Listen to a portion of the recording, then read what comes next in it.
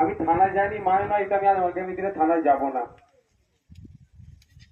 এটা নয় নেই যে নওশাদ সিদ্দিকী থানায় যাবে না। সবার একটা শেষ আমরা দেখতে চাই। আমরা চাই না কোনো বাড়ি কারো একটা ফুটফুট 21 বছরের সন্তান মৃত্যুর কোলে ঢলে পড়ুক, যেই সম্প্রদায়ের হোক না কেন, সে হিন্দু হতে পারে, মুসলিম হতে পারে, দলিত হতে পারে, যে কোনো ধর্মের হোক না কেন। দুঃখের বিষয় আমরা দেখেছি অন্যান্য রাজ্যে, যেখানে অন্যান্য সরকার দ্বারা পরিচালিত হয় রাজ্যগুলো, ওখানে পুলিশ দ্বারা এনকাউন্টার হয়। আমরা তীব্র সেখানে সমালোচনা করি। তারপরে আমাদের রাজ্যে দেখলাম গত 15 কি 1 মাসের মধ্যে প্রায় 12 জনকে পিটিয়ে হত্যা করা হলো। যার মধ্যে পিটিয়ে হত্যা করার মধ্যে মুসলিম সমাজেরও ছেলে মেয়েরা পড়েছে। কলকাতার বুকে, খাস কলকাতাতে একটা গরিব ছেলেকে পিটিয়ে হত্যা করা হলো। নিউ টাউনে একটা 22 বছরের ছেলেকে পিটিয়ে হত্যা করা হলো। তারপর আমরা সমালোচনা করলাম পুলিশ কেন সক্রিয় নয়, এই কত বারবার বলছিলাম। কিন্তু দুঃখের বিষয় পুলিশ এত সক্রিয়, অতি সক্রিয় হয়ে আমাদের ভাইকে পুলিশই পিটিয়ে হত্যা করে দিল। আমরা আজকে যে প্রসঙ্গ, থানা যেতে পারতাম, এফআইআর এর জন্য অভিযোগ দায়ের করেছি, কিন্তু আমরা সবসময় শান্তির পক্ষে ছিলাম, আছি, আগামী দিনও থাকবো। আমরা চেষ্টা করি যে যথাযথভাবে আমাদের কাজটা হোক। কাজটা কি, যারা অন্যায় করেছে সমস্ত প্রশাসনকে আমরা দায়ী করি না আর করবো না, কিন্তু প্রশাসনের মধ্যে থেকে যারা এই দাড়িকে ছিঁড়েছে তার আই উইটনেস আমাদের কাছে আছে। আমি বাড়িতে গিয়ে কথা বলছিলাম, এই ছেলের দাদি সম্পর্কে হয়, যখন বাড়িতে নিয়ে এসেছিল এই ছেলে পানি খেতে চেয়েছিল, এর দাদি সম্পর্কে যিনি পানি ফ্রিজ থেকে পানিটা বার করে দেওয়ার চেষ্টা করেছিল, পুলিশের ওই আধিকারিক এর ঘাড় ধরে ফ্রিজের মধ্যে মাথা গলিয়ে দিয়েছে। এই অন্যায় যে করেছে কোনো মতেই ছাড় পাবে না। আমি এখানে আমার একটা পরিচয় আছে, সেই পরিচয়ের উঠতে এসেছি। আমি একজন মুসলিম হিসেবে মুসলিমের পাশে এসেছি, একজন নাগরিক হিসেবে নাগরিকের পাশে দাঁড়াতে এসেছি। এটা আমার বড় পরিচয়। কিন্তু আমি আপনাদের মাধ্যমে বলে যাই, এটাই নওশাদ সিদ্দিকীর শেষ আশা নয়। যদি কেউ মনে করে এইভাবে অন্যায় করে এই দাড়ি ছিঁড়ে রাস্তায় ফেলবে আর পার পেয়ে যাবে, কেউ পাশে থাকুক আর না থাকুক, দেখতে পেয়েছে দেখেন আমাদের রশিদুদ্দিন সাহেব এসে উপস্থিত হয়েছেন, আমাদের ইমতিয়াজ ভাই এসে উপস্থিত হয়েছেন, আমাদের আরো সব আপনাদের এলাকার কাজী সাহেব আছে দেখেছেন। আশা করছি আপনাদের পাশে আমি পাবো, অন্যায়ের বিরুদ্ধে লড়াই করব। কিন্তু আমরা এখন প্রশাসনের প্রতি, আমরা আইন বিচার ব্যবস্থার প্রতি আমরা ভরসা রাখবো। আমরা সাথে সাথে এখানে এসেছেন আপনাদের প্রাক্তন বিধায়ক সম্মানীয় কান্তি গাঙ্গুলী মহাশয় এসেছেন, উনি সাইডে আছেন। তো আমরা প্রশাসনের প্রতি ভরসা রাখবো। অলরেডি আজকে আপনাদের জানিয়ে রাখি, আমরা কোর্টে গিয়েছিলাম, আমাদের যে আমরা মামলা করছি, মামলাকে কোর্ট গ্রহণ করেছে। আগামীকালের মামলার শুনানি হচ্ছে। আমরা আইনের মাধ্যমে যা যা অন্যায় করেছে সেইগুলো, যারা অন্যায় করেছে তারা শাস্তি পাক, তার ব্যবস্থা আমরা করব। কারণ আমরা না, ওনার যে ক্ষোভের কথা ঠিকই উনি বলছেন।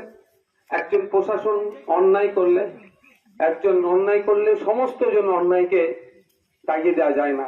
আপনারা ভাববেন বা এটা করতে চাই, গতকালকে আপনাদের মধ্যে অনেকজন শান্তিপূর্ণভাবে থানার সামনে বিক্ষোভ করছিলেন। তো আপনারা জানেন কি, ওর মধ্যে প্রশাসনে হয়তো কিছু লোক ঢুকিয়ে দিয়ে ইট ছুঁড়েছিল। আপনারা কেউ ইট ছড়েননি, যারা ওই দিনকে কালকে ছিলেন, আপনারা কেউ ছড়েননি। ইট ছুঁড়েছে যারা, খোঁজ নিয়ে দেখুন, ভিডিও ফুটেজ থাকলে দেখবেন। পরে ছুড়াছুড়ি যখন জ্বালানো জিনিস, সূত্রপাত যে করেছে দেখুন কে করেছে, দেখলে তখন বোঝা যাবে সব ভেতরের চাল আছে। তা ওরা চাইবে এই ঘটনাটাকে ধামাচাপা দেওয়ার জন্য আপনাকে আমাকে উত্তেজিত করবে, উত্তেজিত করে এই মামলার মোড়টাকে ঘুরিয়ে দেবে। কি বলেছে তার উনি বলেছেন, আমার যে ভাই আজকে যার ভাইকে খুন করেছে, মার্ডার করেছে, ভাই বলেছে ভাই আই উইটনেস আমাদের মধ্যে আছে। এ কথাও বলেছে পুলিশের পক্ষ থেকে যে তোরা আল্লাহ বাঁচাতে পারবে না। তোরা আল্লাহ বাঁচাতে পারলো? তো যে পুলিশে কথা বলেছে, পুলিশ মন্ত্রীর কাছে তার নামে আমরা জানাবো। আমরা দেখবো পুলিশ মন্ত্রী এই সেই পুলিশ অফিসারের বিরুদ্ধে প্রসিডিং কি নেয়, তার বিরুদ্ধে কি ব্যবস্থা গ্রহণ করে। বা কেউ যদি বলেন মেরেছে, চলো যে আবার মারবে, লাশের বদলা লাশ, চোখের বদলা যদি আমরা চোখ চাই পৃথিবীতে, তাহলে আর কেউ আর চোখওয়ালা থাকবে, সবাই তো তাহলে অন্ধ হয়ে যাবে। ওটা হতে পারে না। তারপরেও বলছি, এটা বলা মানে এই নয় যে নওশাদ ভাইজান চুপ করে গেছে। যে চোখ আমার ভাইকে নিয়েছে আইনের মাধ্যমে, তাদেরকে আমরা কাঁধে কাঁধ মিলিয়ে তাদেরকে আমরা ব্যবস্থা করব। তবে অনুরোধ করব জনগণকে, আইনের বিচার তো হবেই, তারপর আমাদের ঝিমিয়ে গেলে চলবে না। মাঠে ময়দান আমাদেরকে থাকতে হবে, নাহলে আগামী দিনে আপনার ঘরের ছেলেকে তুলে নিয়ে গিয়ে আবার এই ধরনের অন্যায় করতে পারে, আর একটা ছেলের সাথে করতে পারে। কারণ আমি আপনাদের বলি, একটা থানার নাম পশ্চিমবাংলার, সেটা হচ্ছে সুজাব মালদার, সম্ভবত সুজাপুর থানার। সেখানে প্রায় ছেলেদের নামে মিথ্যা কেস দিয়ে থানায় ডেকে এই ধরনের অনেক অভিযোগ আছে। থানায় ডেকে সেখানকার অফিসার যারা আয়ে থাকে, তারাও কিছুটা টাকা নেয়, পরে তোদের জামিন করিয়ে দেবো বা থানা থেকে সেটাকে করে দেয়। ব্যাপারটা কিছুই নয়, টাকা আদায় করতে হবে। 2 লাখ টাকা চেয়েছে, 1,75,000 টাকা দিয়েছিল, ছাড় হবে না। আমি আপনাদের অনুরোধ করব, কারো প্ররোচনায় আপনারা পা দেবেন না, এটা অনুরোধ আমাদের। কারো প্ররোচনায় পা আপনারা দেবেন না। কারণ এখানে যারা দাঁড়িয়ে আছেন তাদের সংখ্যাগরিষ্ঠ মুসলিম সমাজের মানুষ, অনেক আমার হিন্দু মায়েরা এসেছিল এখানে, অনেক বাপের এসেছে, এই অন্যায়টাকে তারাও মেনে নিয়েনি। কিন্তু অনুরোধ, আমাদেরকে মিসগাইড করা হতে পারে, কারো প্ররোচনায় পা দেবেন না। আমরা আইনের প্রতি ভরসা রাখছি, আইনের প্রতি ভরসা রাখবো। যারা অন্যায় করেছে আইনের মাধ্যমে তাদের বিচারের ব্যবস্থা করব। আর সাথে সাথে আগামী দিনে এই ধরনের অন্যায় করতে সাহস না পাই, সেই জন্য আপনাদেরকে আমরা ডাক দেব। রাজনীতির ঊর্ধ্বে গিয়ে মানুষের জন্য আপনাদের উপস্থিত হবেন আশা করছি। আজকে দেখুন, এখানে যারা আমরা উপস্থিত আছি, অনেকের বিভিন্ন মত আছে, পরিচয় অনেক ভিন্ন আছে, কিন্তু আমরা উপস্থিত কোথায় হয়েছি? অন্যায়ের বিরুদ্ধে ঐক্যবদ্ধ হয়েছি। তো আগামী দিনে আপনাদেরকে আমরা ডাক দেবো, আপনারা উপস্থিত হবেন। এখন জানাজার নামাজ শুরু হচ্ছে, বাড়িওয়ালার পক্ষ থেকে আমাকে বলেছিল, কিন্তু আমি দেখুন, আপনার মহল্লার নেতা সর্দার হচ্ছে আমাদের ইমাম। তো আমি আমাদের মহল্লার সর্দারকে আমাকে অনুমতি দিয়েছিল, আমি সেটা ওনাকে বলছি, উনি জানান নামাজ পড়াবেন। তারপরে আমরা, অনেকে এটা করেন বা অনেকে করেন না, দোয়া। কিন্তু এটা নিয়ে আমি অনুরোধ করবো, তোরকেও কেউ করবেন না। যেটা বলছিস, যেটা বলি, সেটা শুনতে হয় আমাদের কথা। তো ইমাম সাহেব জানাজা পড়াবেন, আমি আপনাদের ছোট ভাই শেষে সাবের সানি আমি করবো। আমরা আজকে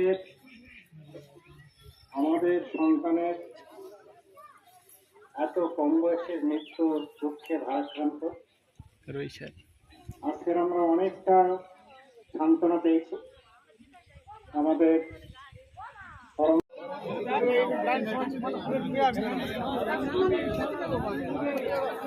চলে যাই পিছনে জায়গা নেই, জানা বলি